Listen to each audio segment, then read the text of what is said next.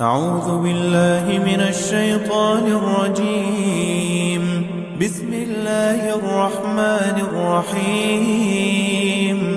قاف والقرآن المجيد بل عجبوا أن جاءهم منذر منهم فقال الكافرون هذا شيء عجيب أإذا متنا وكنا ترابا ذلك رجع بعيد قد علمنا ما تنقص الأرض منهم وعندنا كتاب حفيظ بل كذبوا بالحق لما جاءهم فهم في أمر مريج أفلم ينظروا إلى السماء فوقهم كيف بنيناها وزيناها وما لها من فروج والأرض مددناها وألقينا فيها رواسي وأنبتنا فيها من كل زوج بهيج تبصرة وذكرى لكل عبد منيب ونزلنا من السماء ماء مباركا فأنبتنا به جنات وحب الحصيد والنخل باسقات لها طلع نضيد رزقا للعباد وأحيينا به بلدة ميتا كذلك الخروج كذبت قبلهم قوم نوح وأصحاب الرس وثمود وعاد وفرعون وإخوان لوط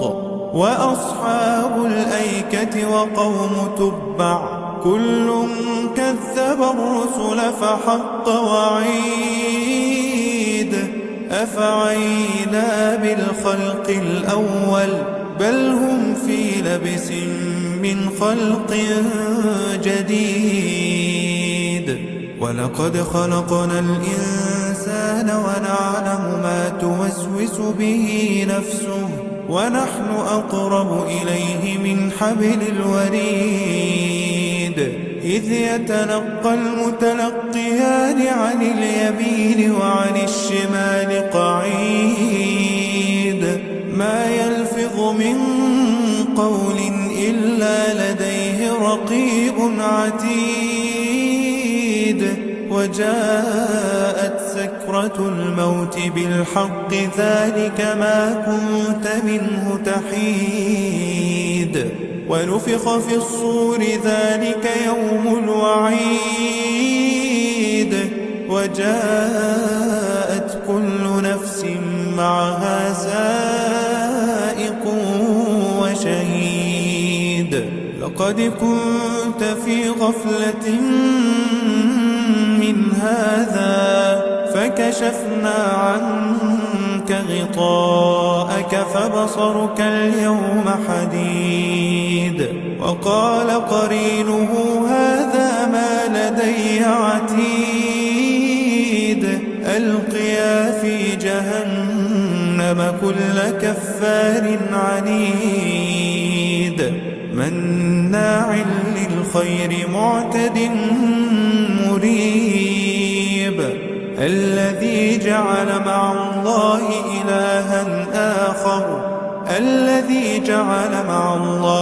إلها آخر فألقياه في العذاب الشديد قال قرينه ربنا ما أطغيته ولكن كان في ضلال بعيد قال لا تختصموا لدي وقد قدمت قدمت إليكم بالوعيد ما يبدل القول لدي وما أنا بظلام للعبيد يوم نقول لجهنم هل امتلأت وتقول هل من مزيد وأزلفت الجنة للمتقين غير بعيد هذا ما توعدون لكل أواب حفيظ من خشي الرحمن بالغيب وجاء بقلب منيب